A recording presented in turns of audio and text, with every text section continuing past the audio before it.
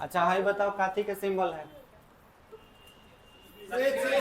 बंद की खुला, माने धारा बह रहा है कि नहीं बह रहा है। ठीक है, हाँ जी। तो तुम लोगों को मैंने सर्किट बनाना बता दिया था, वायरिंग कैसे करते हैं। आज हम लोग जानेंगे ओम के नियम के बारे में। ओम, ठीक है। तो पूरा नाम था उनका जॉर्ज साइमन ओम। ये एक साइंटिस्ट थे और इन्होंने अपने जीवन में ये जो नियम है भी, आई और आर का, इसके बीच रिलेशन पता किया। और रिलेशन क्या होता है इसी चीज़ को ध्यान से समझना है। देखिए उन्होंने क्या पता किया, जैसे कि उन्होंने सबसे पहले एक बल्ब का प्रयोग किया। तो बल्ब के जगह पर हमने क्या लिखा है, प्रतिरोध। समझ में आया। यहाँ पे अगर इच्छा होगा तो बल्ब का फोटो भी बना सकते हैं, ठीक है। यही तो हम यहाँ पे सीधा क्या बना दिए, प्रतिरोध।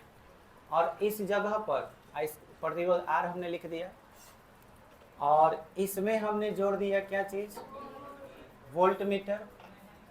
आप यहाँ पे प्लस और यहाँ क्या लिख सकते हैं, माइनस। यहाँ पे ऐसे आपको सर्किट बनाने आना चाहिए। यहाँ ए मीटर हो गया, यहाँ पे आप लगा सकते हैं प्लस माइनस। और इस जगह पर आपको बैटरी या सेल का प्रयोग करना है और यहाँ पे स्विच प्रयोग करना है, ठीक है। हाँ, कुंजी आप बोल सकते हैं।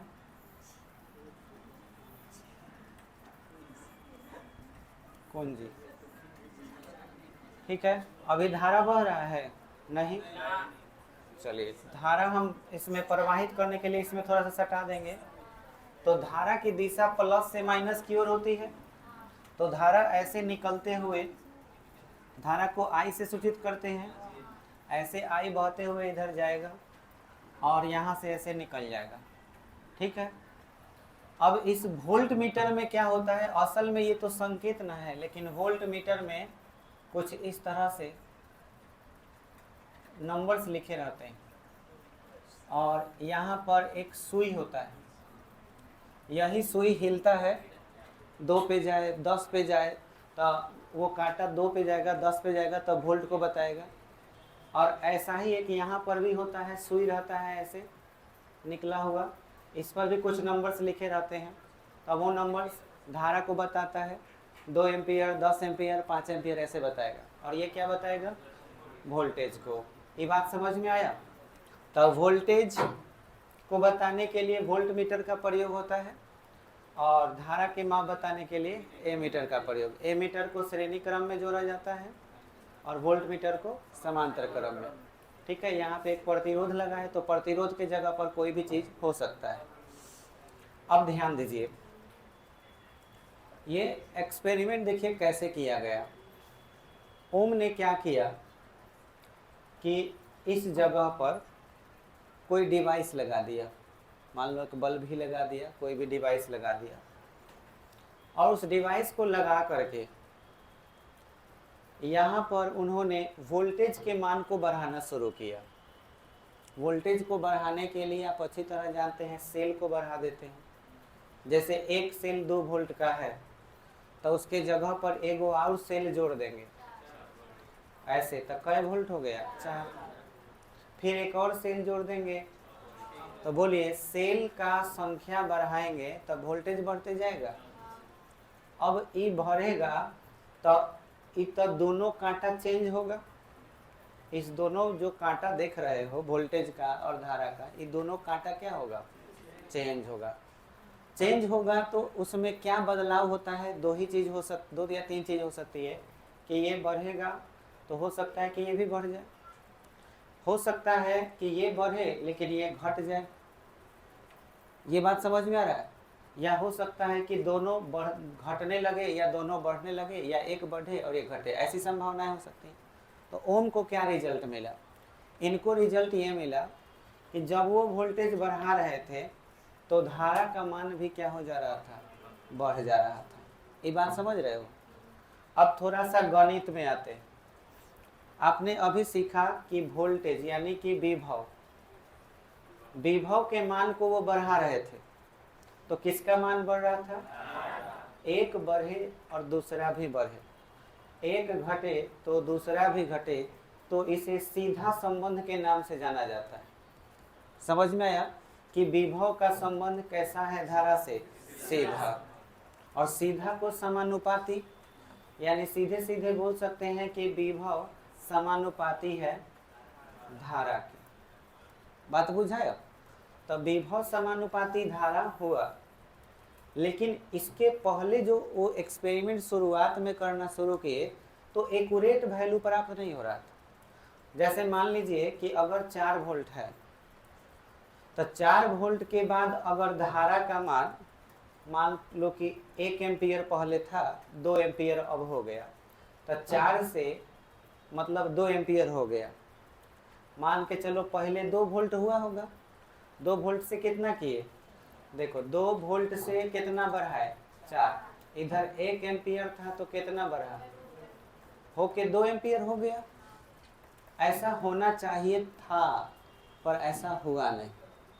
हुआ क्या कि 4 वोल्ट बढ़ाए तो 2.1 एम्पियर हो रहा था, नहीं तो 1.9, नहीं तो 1.8 डेसिमल में आ रहा था। ये बात समझ में आ रहा है? तो हम देख सकते हैं कि थोड़ा सा का मतलब संबंध गड़बड़ा जा रहा है। समानुपाती का मतलब हुआ एकदम समान अनुपात, मतलब जैसे अगर 4 है तो 2 हो गया। वही अगर हम यहाँ पे देखें तो ये 2:1 में चल रहा है ना। तो मान के चलिए कि अगर हम यहाँ 5 कर दें, 5 नहीं, जैसे कि मान के चलिए 10 कर दें, तो ये कितना होना चाहिए? 5 एम्पियर। ऐसे चलना चाहिए। तो अभी भी 2 काटिएगा तो 2:1 चलेगा कि नहीं? 2 गुना है, 1 गुना है। थोड़ा सा गड़बड़ा जा रहा है। किसका मान? धारा का। दशमलव में डेसिमल में आ जा रहा था। तो कारण वो सोचने लगे कि क्या कारण है। तब बाद में उनको पता चला कि जो ये सर्किट तैयार किए थे, इस सर्किट जहां भी तैयार किए थे उस जगह का तापमान फिक्स नहीं था। तापमान फिक्स नहीं था। मतलब हम ये कहें कि कभी हवा बहने लगे रूम में तो तापमान घट जाएगा, कभी हवा रुक जाए तो तापमान, आपको अगर हम कहें कि पंखा जैसे ही बंद होगा तो गर्मी लगने लगेगा, तो तापमान परिवर्तित हुआ कि नहीं? तो हो क्या रहा था कि ये जहाँ पे भी प्रयोग हो रहा था उस जगह का जो टेम्परेचर था ना, वो इस पर असर डाल रहा था। तापमान बढ़ जाना या घट जाना, और इसके वजह से धारा के मान किस चीज में आ जा रहा था? डेसिमल में काम गड़बड़ा जा रहा था, पॉइंट में। वो ये चीज को सोचे। और दूसरा चीज ये कि ताप का संबंध दाब से होता है, प्रेशर। जितना ज्यादा प्रेशर होगा ताप कम हो जाएगा। जहाँ पे प्रेशर ज्यादा होगा ना तो ताप ऑटोमेटिक कम। इसमें उल्टा संबंध होता है। दाब बढ़ाएंगे ताप घट जाएगा, दाब घटाएंगे ताप बढ़ जाएगा। तो हई दोनों एकदम फिक्स होना चाहिए। ठीक है। अब तब ये एक्सपेरिमेंट उन्होंने किया, तब बस रिजल्ट आने लगा। 4 पर 2 तो 8 पर 4 रिजल्ट मिलने लगा, बराबर रेशियो आने लगा, सीधा संबंध प्राप्त हो गया। बस यही बन गया ओम का नियम। अब परीक्षा में पूछेगा ओम का नियम क्या है, तो अब ये ध्यान से सुनो। निश्चित ताप और दाब पर, है ना, निश्चित ताप और दाब पर। बोलो, यह एक चालक है। एक चालक है। चालक मतलब जिसमें धारा प्रवाहित हो। तो निश्चित ताप और दाब पर किसी चालक में प्रवाहित धारा है, क्या है? धारा। प्रवाहित धारा उसके विभवांतर के समानुपाती होती है। बोलो, ये बात समझ में आया कि नहीं? किसके समानुपाती होगी? विभवांतर। यहाँ से यहाँ तक का विभव का अंतर है ना होगा। तो आपसे अब पूछा जाए कि ओम का नियम क्या है, ओम का नियम क्या है, तो फिर से सुनो। निश्चित ताप और दाब पर किसी चालक में प्रवाहित धारा। देखो, सबसे पहले धारे ना गया, तो किसी निश्चित ताप और दाब पर, सॉरी, निश्चित ताप और दाब पर किसी चालक में प्रवाहित धारा उसके विभवांतर के क्या होती है, समानुपाती होती है। अर्थात भी समानुपाती आई। बोलो समझ में आया? भी समानुपाती आई। क्या ये बात समझ में आया कि नहीं आया? इसे हम किसका नियम कहते हैं? बोलो कितना लोग बोल सकता है ओम का नियम? ना अभी यहीं पर बोले के बाद क्या कि समझा दे ले। बोलिए, सोच के बोलना है। एक निश्चित ताप और दाब दाब पर हाँ किसी चालक में प्रवाहित धारा के उसके विभवांतर, धारा का अपना विभवांतर होगा चालक में, तो उसके विभवांतर के क्या होता है, समानुपाती होता है। इसे ओम का नियम कहते हैं। अर्थात भी समानुपाती आई। और कोई? बैठो, बहुत बढ़िया, बोलो। निश्चित ताप और दाब में प्रवाहित। अच्छा, निश्चित ताप और दाब नहीं हो तो क्या होगा? सर डेसिमल में लगेगा। हाँ, माने समानुपाती नहीं हो। हाँ, आगे बोलो। सर निश्चित ताप और दाब प्रवाहित धारा उसके विभवांतर के समानुपाती होता है। वास्तव भी बराबर भी समानुपाती आई। हाँ बोलो, समझ में आ गया? बैठो, क्लियर होगा। प्रवाहित धारा जो होती है वो विभवांतर के क्या होती है, समानुपाती, अर्थात भी समानुपाती आई। ये बात क्लियर हो गया। ओम के नियम में आपको ध्यान से याद रखना है कि भी हमेशा समानुपाती होगा आई। यहाँ तक एकदम बात क्लियर है। अब आपको ओम के नियम का फॉर्मूला याद रखने का टेक्निक बता रहे हैं। जैसे कि हम समानुपाती का चिन्ह हटाते हैं, तो जैसे ही हम समानुपाती का चिन्ह हटाएंगे तो यहाँ बराबर का चिन्ह देते हैं और यहाँ पर एक कांस्टेंट लिखते हैं, कांस्टेंट। और वो कांस्टेंट कौन है? तो वो है प्रतिरोध, यानी कि आर, और बगल में क्या होगा, आई। अब बोलो, हम आई के बाद आर लिखे चाहे पहले, बात एक ही हुआ। तो बताइए आर क्या होगा? जहां आर एक नियतांक है, नियतांक माने कांस्टेंट, कांस्टेंट है जो चालक का क्या कहलाता है, प्रतिरोध कहलाता है, जो आप लोग ऑलरेडी पढ़ चुके हैं। बात समझ में आया? तो देखो, अब प्रतिरोध जो है एगो नया फॉर्मूला तुम्हारा आ गया, समझ में आया? तो भी बराबर फॉर्मूला क्या हो गया, आई आर। कभी भी ओम के नियम से हम विभव का फॉर्मूला पूछें तो क्या बोलिएगा? हाँ, तो बस आपको एक चीज याद रखना है। अगर फॉर्मूला याद रखना है तब भीर याद रखिएगा, भीर, भीर, भी आई आर। तब भीर याद रखिएगा तो फॉर्मूला याद रहेगा। हाँ, भीर, भीर, भीर माने भीर जाम, तो ओम के नियम याद रहेगा। क्लियर हो गया? अब आपसे पूछा जाए कि ओम का नियम क्या है, तो किसी चालक में प्रवाहित धारा, किसी चालक में प्रवाहित, निश्चित ताप और दाब पर किसी चालक में प्रवाहित धारा उसके विभवांतर के समानुपाती होता है, अर्थात भी समानुपाती आई। और भी बराबर आई आर। भीर याद रहेगा? अच्छा, आपसे पूछा जाए आर क्या है, तो आर चालक का, आप नियतांक बोलिए, और वही नियतांक क्या कहलाता है, प्रतिरोध, जो ऑलरेडी बहुत पहले हम आप लोग को पढ़ा दिए। बोले, क्लियर हो गया? परीक्षा में अगर खाली नियम पूछा तो 2 मार्क्स का आएगा। समझ में आया? परीक्षा में अगर नियम पूछा तो आप कह दिया कि सत्यापित करें, तब 5 नंबर का हो गया। तो अब हम आपको सत्यापित कराने जा रहे हैं, इसको साबित कराने जा रहे हैं। बोलिए, इतना क्लियर हो गया है? कैसे सत्यापित करते हैं वो समझिए। पहले तो ओम के नियम को हम लोग, जैसे अगर लिखना हो, जैसे क्वेश्चन में पूछेगा ओम का नियम क्या है, ओम का नियम क्या है, सत्यापित करें। इतना तक पूछा तो उतने नियम लिखना है। तो अभी आपने सीखा ओम का नियम, बताइए क्या है। तो लिखने का तरीका होगा, सबसे पहले ओम का नियम लिख के डैश दे देते हैं, और क्या लिखते हैं, किसी निश्चित ताप और दाब पर किसी चालक का प्रवाहित धारा में, किसी चालक में धारा प्रवाहित होता है ना, तो किसी चालक में प्रवाहित धारा के समानुपाती होता है। उसके विभवांतर के समानुपाती होता है। अर्थात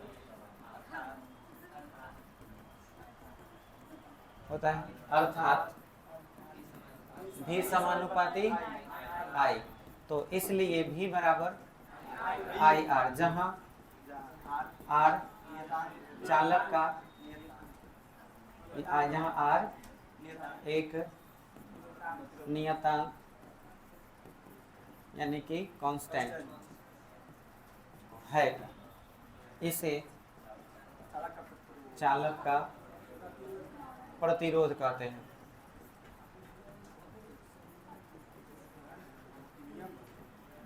एक विशेष जानकारी जो नियम इसके इस सवाल से अलग है, ध्यान दें। आपने सीखा V बराबर आई आर, ऑलरेडी आपको R बराबर सिखाया गया था, याद होगा। R बराबर क्या फॉर्मूला बताएं? रो L बाई A होता है। इस मान को यहाँ पुट करिएगा तो V बराबर क्या मिलेगा? I रो L और बटा में A। तो ये विभवांतर का एक और फॉर्मूला है, आपको याद रखना, I रो L बटा में A। ये भी ओम का ही नियम है, ठीक है। अब देखिए, हम जब सिद्ध करते हैं तो सिद्ध करते समय ऐसा सर्किट बना लेते हैं, जैसे कि अब हम सत्यापन करने जा रहे हैं, तो सत्यापन करने के लिए जैसे ये नियम लिख दिए। अब नियम लिखने के बाद यहाँ पे हम क्या लिखते हैं? सत्यापन। और सत्यापन करने के बाद हम लोग क्या करते हैं कि इस फिगर में देखिए, बताइए क्या क्या किया गया है, कौन कौन सी चीज किस क्रम में जोड़ा गया है। एक विद्युत परिपथ बनाया गया है, एक विद्युत परिपथ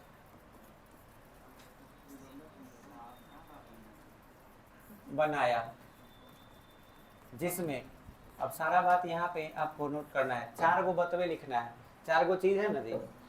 बैटरी है, माने सेल है, प्रतिरोध है, एम्पियर मीटर, ए मीटर है, और क्या है? Volt meter. तो चारों बात लिखते चले जाओ। प्रतिरोध, जिसमें प्रतिरोध आर में, बोलो वोल्ट मीटर किस क्रम में? वोल्ट मीटर, वोल्ट मीटर किस क्रम में? वोल्ट मीटर समांतर क्रम में, कॉमा ए मीटर श्रेणी क्रम में, श्रेणी क्रम में, और बोलो जोड़ा गया है श्रेणी क्रम में। और एक और चीज है ना, एक सेल और एक पूंजी। एक सेल, पहले लिख दो, एक सेल और एक कुंजी क्या किया गया है? जोड़ा गया है। बोले ये आपके सामने हो गया। हम लोग प्रूफ करने के लिए क्या करेंगे? हमारे सामने वोल्ट मीटर और ए मीटर दोनों होना चाहिए। हम सेल से वोल्टेज का वैल्यू चेंज करेंगे, और वोल्टेज का वैल्यू चेंज करते करते उसको कॉपी पर लिखते जाएंगे। पहले 2 करते हैं, फिर 4 करते हैं, फिर 6 करते हैं, और धारा का मान भी लिखते जाएंगे। और अगर हमें लगे कि समान रेशियो में आ रहा है तो लिख देंगे सत्यापित। ये बात समझ में आया? तो इस चीज़ को हम लोग अब क्या करेंगे? कॉपी पर नोट करते चले जाएंगे।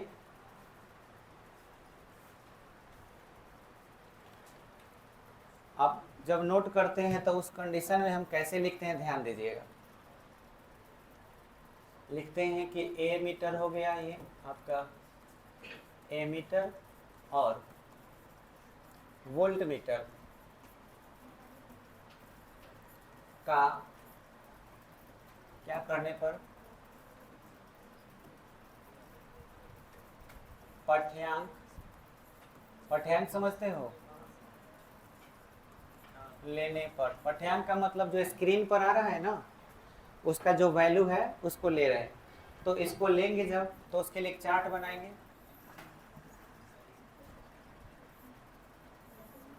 देखिए चार्ट में क्या क्या बनेगा, देखिए ध्यान दीजिएगा। दो ही चीज है आपको लिखना ही है, एक भी लिखना है और एक क्या लिखना है, आई। समझ में आया?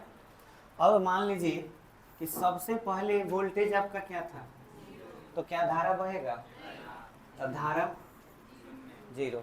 बोलो क्लियर हुआ? अब मान के चलो कि वोल्टेज आपने क्या किया कि 2 वोल्ट बढ़ाया, 2 वोल्ट, तो धारा का एम्पियर हो गया 1 एम्पियर। फिर आपने क्या किया, 4 वोल्ट किया, तो ये कितना, 2 एम्पियर। मान लो 4 के बाद 6 वोल्ट किया, 3 एम्पियर। और उसके बाद आपने 6 के बाद 8 वोल्ट किया और 10 वोल्ट किया तो 5 एम्पियर। इसके अलावा भी आप आगे बढ़ सकते हैं, नहीं तो इतना ही पर छोड़ सकते हैं। इसके बाद ठीक इसके बगल में आपको इसका ग्राफ खींच देना है। तो ग्राफ में आप ध्यान से समझेंगे, एक वोल्टेज और एक करंट ऐसे है ना, तो धारा को बना देना है एक अक्ष वाई अक्ष पर और वोल्टेज को ले लेना है किस अक्ष पर, एक्स अक्ष पर। तो हम यहाँ ग्राफ खींचेंगे।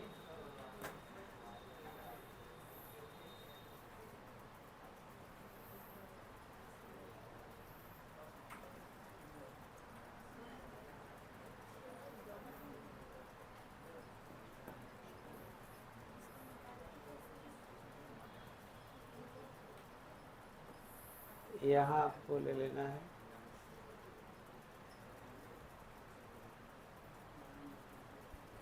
ठीक है। अब इसमें यहाँ पर आपको लिख देना है 0, यहाँ पर आपको लिख देना है वोल्ट, या वोल्ट के जगह पर आप लिख सकते हैं भी, यानी कि विभवांतर। और यहाँ पे आप लिख सकते हैं आई, और यानी कि यहाँ पे क्या हो जाएगा, धारा। ठीक है। अब थोड़ा सा मैथ वाला कहानी समझिए। आपको बोलते थे 2 चर वाला रैखिक समीकरण पढ़ाए थे। जैसे 2 चर वाले समीकरण में मान लो कि 2x + y = 5। इसका जब ग्राफ खींचते थे तो एगो सरल रेखा प्राप्त होता था। आए? अब जरा गौर से देखिए, 2x + y = 5 है। अगर हम लिखते x = 2y तो भी एक सरल रेखा हुआ। 2 हमारा कांस्टेंट हुआ। सोचो, इसी को अगर हम भी बोल दें और 2 को r बोल दें और इसको क्या बोल दें, i, तो v = ir हो जाएगा कि नहीं? तो इसका ग्राफ खींचो, चाहे x = 2y का ग्राफ खींचो, एक सरल रेखा आएगा कि नहीं? तो इस सीधा सीधा माने तरीका है कि जब कभी भी ग्राफ सरल रेखा प्राप्त हो तभी हम बोलते हैं कि समानुपाती है। और ग्राफ अगर टेढ़ा प्राप्त हुआ तो उसे हम क्या कहते हैं, समानुपाती नहीं है। तो जब हम ग्राफ खींचेंगे तो क्या आना चाहिए बताओ, एक सरल रेखा आना चाहिए। तो एक सरल रेखा का हम लोग इसका ग्राफ खींचेंगे और देखेंगे कि सरल रेखा आ रहा है कि नहीं।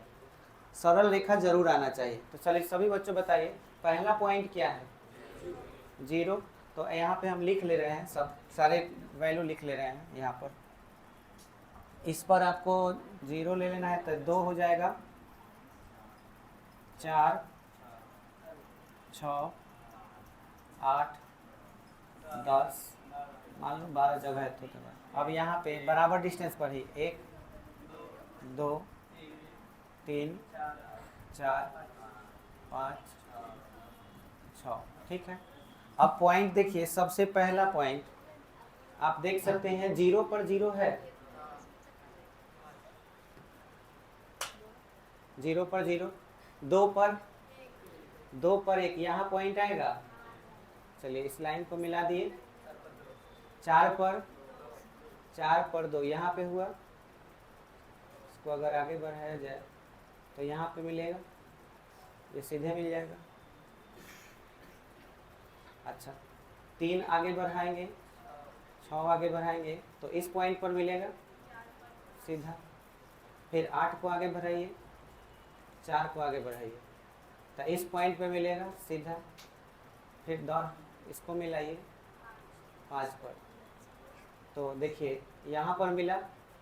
अब आप देख सकते हैं कि आपका रेखा कैसा प्राप्त हुआ, एक सरल रेखा प्राप्त हुआ।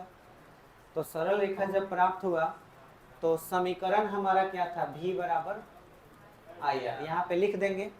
अब यहाँ नीचे हम लिख देंगे कि ग्राफ से, ग्राफ में भी आई का,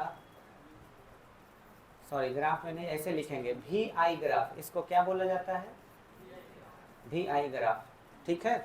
तो भी आई ग्राफ में हमें एक सरल रेखा प्राप्त होती है जिससे सिद्ध होता है, जिससे सिद्ध होता है कि विभवांतर और धारा निश्चितता और दाब पर क्या होते हैं, समानुपाती होते हैं, अर्थात भी समानुपाती आई। बोलिए यही नियम था, और यहाँ पे लिख देना है क्या चीज, सत्यापित। बोलो इतना करने आ जाएगा कि नहीं। तो कल क्लास में हम आप लोगों से यह इतना काम टोटल सब लोगों